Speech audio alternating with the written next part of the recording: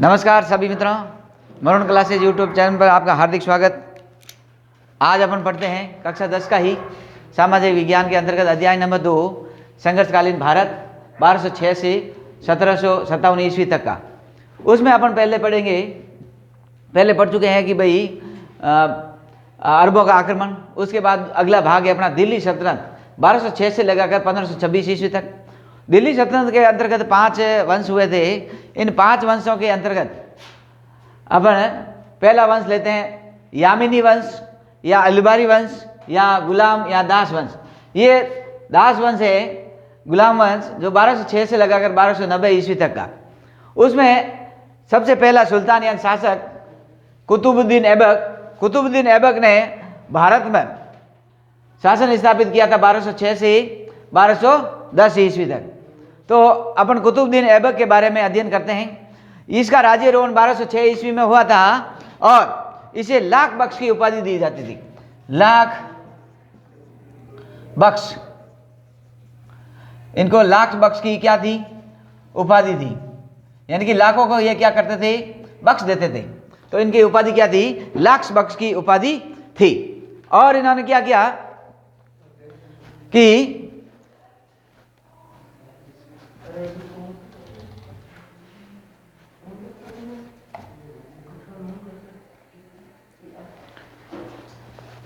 जब इन्होंने शासन स्थापित किया था 1206 ईस्वी में, तो इनकी राजधानी लाहौर बनाई थी। अपनी राजधानी कहाँ बनाई? लाहौर। वर्तमान में लाहौर कहाँ है? पाकिस्तान में। वर्तमान में ये लाहौर कहाँ है? पाकिस्तान में स्थित है। और इसके दरबार में एक बड़े विद्वान रहते थे, हसन निजामी। कौन रहते थे? हसन निजामी के ये संरक्षक थे। हसन निजामी के संरक्षक थे। और उन्होंने कुतुब मीनार की पहली मंजिल, यानी कि कुतुब मीनार की पहली मंजिल किसने बनाई थी? कुतुबुद्दीन ऐबक ने बनाई थी। और इन्होंने अपनी पहली मंजिल किसकी याद में बनाई? तो इन्होंने एक सूफी संत ख्वाजा कुतुबुद्दीन बख्तियार काकी की याद में, कुतुबुद्दीन बख्तियार काकी की याद में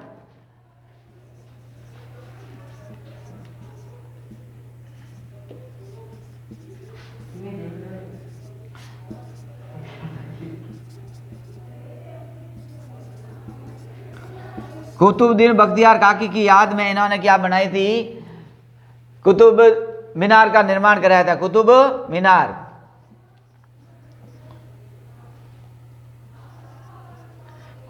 का निर्माण करवाया था। और कुतुब मीनार की अन्य जो कि 9 मंजिला है, उसकी 8 मंजिलें हैं। उसके ये कुतुबुद्दीन के अगले नेक्स्ट राजा हो गए इल्तुतमिश। कौन होते हैं? इल्तुतमिश ने जो अगला कार्य इल्तुतमिश ने पूरा कराया, शेष कार्य का निर्माण कराया था। इनको समकालीन इस्लामिक साहित्य में ये उल्लेख किया गया है कि ये क्या कराया था? कुतुब मीनार का निर्माण करवाया था। किसकी याद में कराया था? संत ख्वाजा कुतुबुद्दीन बख्तियार काकी की याद में। और पहली मंजिल बनाई थी। नेक्स्ट अगली मंजिलें सारी 9 मंजिलें है, उसमें 8 मंजिल कुतुब इल्तुतमिश ने पूर्ण करवाई थी। और उसके बाद इनके ये 1210 ईस्वी में जब चौगान यानी पोलो खेलते हुए, कहाँ पर? चौगान या पोलो खेलते हुए इनकी क्या होती है? घोड़े से गिरने से इनकी क्या हो जाएगी? मौत हो जाएगी। तो इनकी मृत्यु कब होती है? कुतुबुद्दीन ऐबक की मृत्यु 1210 ईस्वी में। चौगान किसको बोला गया? पोलो खेलते हुए, घुड़सवारी करते हुए उनको क्या होता है? मृत्यु हो जाती है, गिर जाते हैं। उसके बाद उनकी क्या डेथ हो जाती है।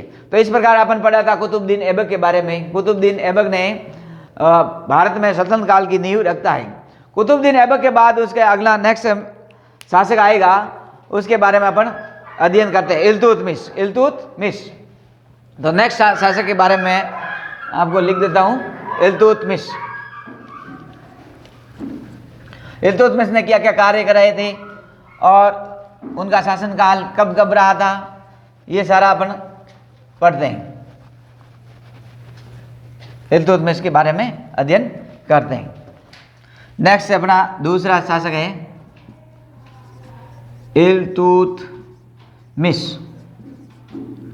इल्तुतमिश इल्तुतमिश है जो कि 1210 में जैसे ही इनकी मृत्यु होती है कुतुबुद्दीन ऐबक की, और ये 1210 से लगाकर 1210 से 1236 तक, 1236 ईस्वी तक ये क्या करेंगे, ये शासन करेंगे। तो इल्तुतमिश ये कुतुबुद्दीन ऐबक के दामाद थे। क्या थे? दामाद और उत्तराधिकारी या उत्तराधिकारी,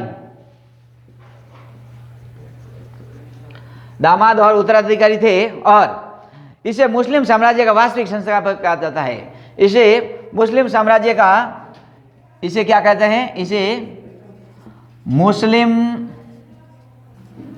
साम्राज्य, भारत में जो मुस्लिम साम्राज्य का वास्तविक संस्थापक कहा जाता है। संस्थापक किसे कहा जाता है? इल्तुतमिश को भारत में मुस्लिम साम्राज्य का वास्तविक संस्थापक कहते हैं।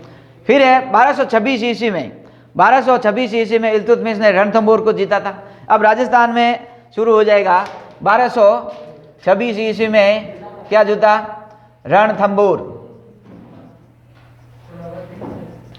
रणथंभौर के किले को उन्होंने जीता था, ये 1226 ईस्वी में। उसके बाद उन्हें 1223 में, उसके पहले 1223 ईस्वी में उसने मालवा को जीता। किसको जीता था? मालवा को। 1223 ईस्वी में उसने क्या किया? मालवा को जीता था। और मालवा में वो दुर्ग था भिल्ला का दुर्ग। कौन सा दुर्ग? भिल्ला के दुर्ग को जीता था, भिल्ला का दुर्ग।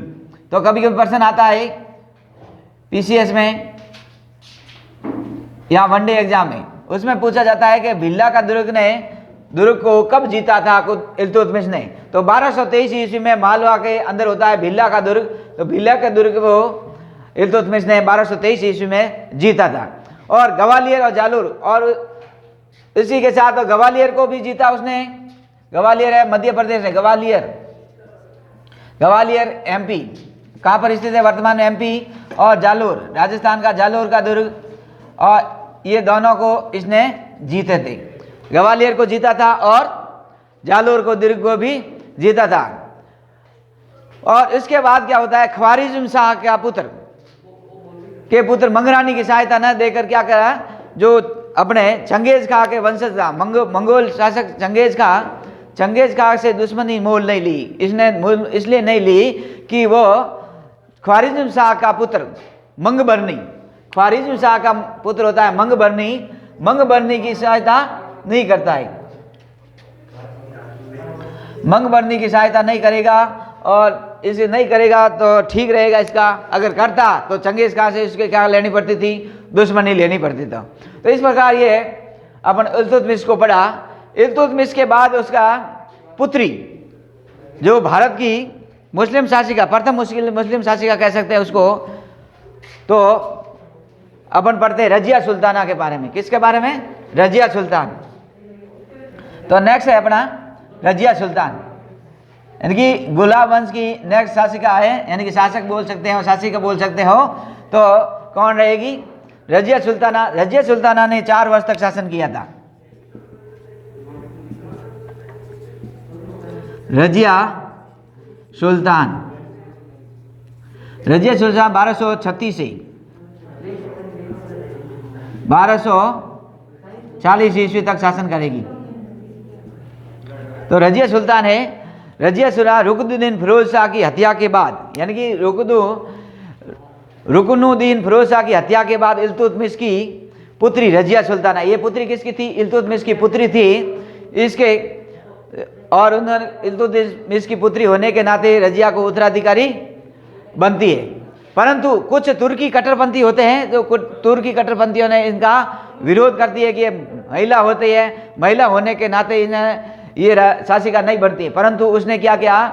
उसने मूर्खा को क्या कर दिया? बुर्का को यानी पर्दा त्याग दिया और उनके समान में पुरुषों के समान ही उसने कूबा क्या पहनना शुरू कर दिया, कूबा पहनना शुरू कर दिया और कुला।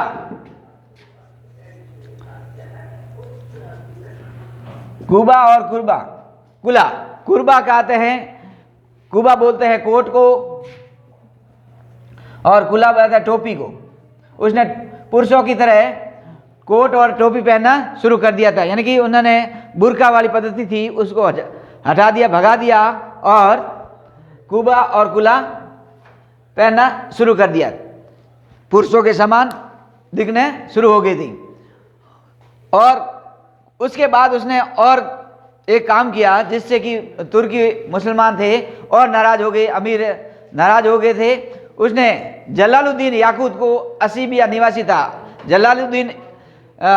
जलालुद्दीन याकूत है जो असीबिया का निवासी था, असीबिया का निवासी को अमीर आखुर यानी अश्वशाला का प्रधान नियुक्त कर देते हैं।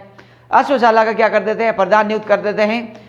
और उस जिससे कि तुर्की अमीर और नाराज होता हैं और सर हिंद के शासक के विद्रोह को शांत करने के अभियान में याकूत की हत्या कर दी।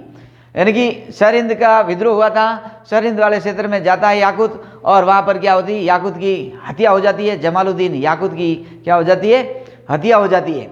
बाद में रजिया अल्तुनिया से विवाह कर देती है। रजिया है जो अल्तुनिया से विवाह कर देती है और जिसके बाद उसी वर्ष क्या होती है, जिससे अमीर बहुत नाराज हो जाते हैं और 1240 ईस्वी में उन दोनों को, अल्तुनिया और रजिया सुल्ताना को मार दे जाता है, मौत के घाट उतार दिया जाता है। फिर है रजिया के बाद जो कमज़ोर शासक आए थे उनका मैं नाम बता देता हूँ। 1240 में जब रजिया की मृत्यु हो जाती है, उसके बाद रजिया का भाई होता है बहराम शाह, यानी 1240 से लगाकर 1242 ईस्वी तक बहराम शाह एक कमज़ोर शासक होता है। 1242 से लगाकर 1246 तक महमूद शाह और 1246 से लगाकर 1265 ईस्वी तक शासक थे। उसके बाद यानी नासिरुद्दीन महमूद शाह ने सत्ता संभाली और ये सारे क्या था, अयोग्य शासक थे। और नासिरुद्दीन महमूद के पीछे वास्तविक बल गयासुद्दीन बलबन का था और उसके बाद 1265 से लगाकर 1296 ईस्वी तक बलबन शासक बनता है, शक्तिशाली शासक होता है। चौथा शासक है शक्तिशाली शासक बलबन।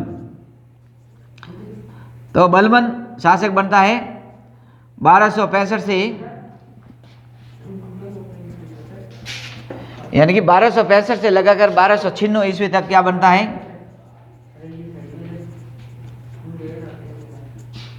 1266 से 1296 ईस्वी तक क्या बनता है, वो शासक बनता है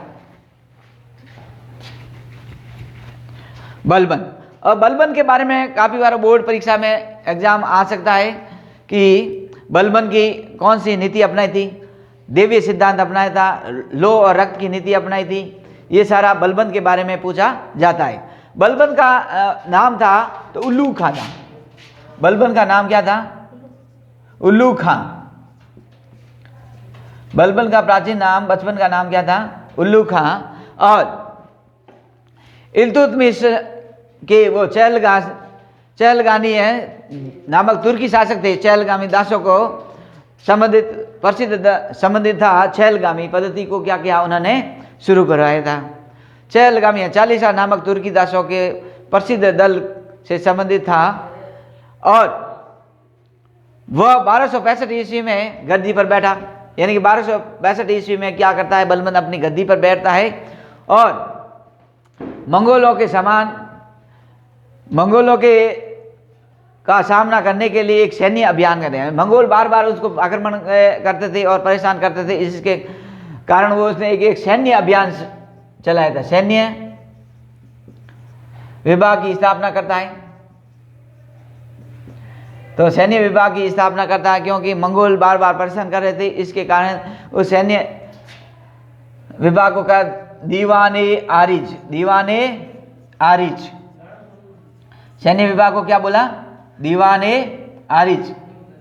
ये फारसी भाषा में बोला जाता है। दीवाने आरिज का मतलब होता है सैन्य विभाग। और का पुनर्गठन किया उसने। शिलदाबा पाबोस यानी कि उसने दो पद्धति चलाई थी, चहलगानी तो थी उसके पास, चहलगानी, चहलगानी 40 अमीरों का दल, 40 अमीरों का दल जो कि अपने दरबार में रहता था, तो वो चहलगानी पद्धति अपनाई थी। उसके बाद उन्हें बलबन ने बहुत बड़ी एक पद्धति अपनाई, सिजदा व पाबूस। बलबन ने सिजदा व पाबूस की पद्धति अपनाई, जिससे बलबन ये बताता है, राजस्व सिद्धांत बताता है कि सिजदा और पाबूस का मतलब है किसी भी लोग को, किसी भी व्यक्ति को जब राजा के यहाँ दरबार में आना पड़ता था, वो घुटनों के बल बैठ जाना, कैसे बल, घुटनों के बल बैठ जाना, और जो भी आता था राजा आता था उसके राजा के पैरों को चूमना, ये पद्धति उसने बलबन ने चलाई थी, जिसे कहते हैं सिजदा व पाबूस। ये सम्राट के समक्ष झुक जाना, झुककर पैरों को चूमना, ये बलबन ने एक नीति अपनाई थी, सिजदा व पाबूस कहलाती है। बलबन ने इसके साथ ही बलबन ने अपने दिल्ली प्रशासनिक में ढांचे को क्या करा, प्रशासनिक ढांचे का प्रमुख, निर्माताओं का प्रमुख था। उसने शत्रुओं के लिए लोह और रक्त की नीति अपनाई थी। ये इंपॉर्टेंट है, काफी बार प्रश्न पूछ चुका है कि लोह व रक्त की नीति किसने अपनाई थी। सल्तनत काल में लोह व रक्त की नीति, लोह व रक्त की नीति किसने अपनाई थी, बलबन ने अपनाई थी। तो याद रखना है, लोह व रक्त की नीति किसने अपनाई थी, बलबन ने अपने प्रशासन में अपनाई थी, जिसके कारण जो जैसे करेगा उसको वैसे ही फल मिलेगा, जैसे को तैसे, जैसा वो करता है उसको उसी की भाषा में यानी कि उसको उत्तर देना है। तो लोह और रक्त की नीति किसने अपनाई थी, कि बलबन ने अपनाई थी। फिर है उसने कई पुरुषों को मार दिया और महिलाओं को क्या करता है, महिला और बच्चों को अपने गुलाम बना दिया। उसने क्या किया, महिलाओं और बच्चों को अपने गुलाम बना दिया। 1286 ईस्वी में उसने आगे चलता है, 1286 ईस्वी में बलबन की मृत्यु के बाद फिर उसने क्या किया, 1286 ईस्वी में क्या होता है, बलबन की क्या हो जाती है, मृत्यु हो जाती है। 1286 ईस्वी में बलबन की क्या हो जाती है, मृत्यु हो जाती है। और मृत्यु के बाद उनमें खूब सारा दलीय संघर्ष होता रहता है, और इस रूप में यानी यामिनी वंश और इल्बारी वंश के बलबन के बाद कमजोर शासक हुए, और अंतिम यामिनी या अल्बारी या गुलाम वंश और दास वंश का शासक होता है क्यूमर्स। कौन होता है, क्यूमर्स। क्यूमर्स ने 1296 ईस्वी तक शासन करते हैं, 1290 से 1296 ईस्वी तक। और क्यूमर्स जो अंतिम शासक होता है जो गुलाम वंश का, और क्यूमर्स को कौन मार गिराएगा और नए एक शासक बन जाएगा, उसने 1200 क्यूमर्स का वध करता था जलालुद्दीन खिलजी। कौन करता है, जलालुद्दीन खिलजी शासक बन 1290 ईस्वी में तक चलता है, यानी कि 1206 से लगाकर 1290 ईस्वी तक यामिनी वंश, इल्बारी वंश या गुलाम वंश या दास वंश चलता है। दास वंश का अंतिम शासक होता है क्यूमर्स, और क्यूमर्स से 1290 ईस्वी तक शासन करता है। और क्यूमर्स को जलालुद्दीन खिलजी, जो नए भारत में एक नए वंश की स्थापना करेगा, जलालुद्दीन खिलजी स्वयं को उसको वध कर देता है और स्वयं एक या सुल्तान घोषित कर देता है। बलबन के बारे में यह बताया जाता है कि बलबन ने राजत्व सिद्धांत प्रसिद्ध रहा था। बलबन का राजत्व सिद्धांत क्या रहा था, प्रसिद्ध रहा था। और उसने कहा कि जो ईश्वर राजा का साधारण जनता से अलग व्यक्तित्व है, यानी कि साधारण जनता से ये अलग है, ये ईश्वर का एक प्रतिनिधि है। इसका देवी सिद्धांत कहा जाता है कि राजा का क्या है, ईश्वर के साथ सीधा कांटेक्ट है। राजा बोलता है मतलब ईश्वर बोलता है, उसके अंदर क्या है, ईश्वर का वास होता है। राजा साधारण जनता का अलग होता है और राजा के ईश्वर के द्वारा प्रदत्त गुणों को युक्त होता है, जो उसे शासन के करने की शक्ति प्रदान करता है। और उसको शासन करने की शक्ति कौन प्रदान करता है, ईश्वर करता है। बलबन ने तुर्क अमीरों के विद्रोह से परिचित था, इसी कारण उसने दरबार में कठोर से कठोर अनुशासन बनाए रखने के लिए कानून व्यवस्था की स्थिति को व्यवस्थित करना और चोरों डाकुओं का दमन किया और राजपूत जमींदारों का शासन विरोधी विद्रोह को कुचलने का प्रमुख कार्य किया था। इस प्रकार ये आज अपन पढ़ा था दिल्ली सल्तनत काल। दिल्ली सल्तनत काल के बाद में अपने यामिनी, अलबेरी, इलवारी, गुलाम वंश और दास वंश के बारे में 1206 से लगाकर 1290 ईस्वी तक जो शासन किए थे, प्रमुख शासक थे, तो उनके बारे में अपन अध्ययन किया था। कुतुबुद्दीन ऐबक ने दास वंश की, गुलाम वंश की स्थापना करता है। उसके बाद इल्तुतमिश आते हैं। इल्तुतमिश में के बाद रजिया सुल्ताना के बाद कमजोर शासक होते हैं और एक शक्तिशाली शासक होता है बलबन के बाद 1265 से लगा 1286 तक रहता है। 1286 के बाद क्यूमर्स शासक बनता है। क्यूमर्स 1290 ईस्वी तक रहता है। ये कमजोर शासक होता है। उसके होने के नाते क्यूमर्स की मृत्यु यानी कि मौत के घाट उतार देता है। उसका ही सेनापति होते हैं जलालुद्दीन। कौन होता है?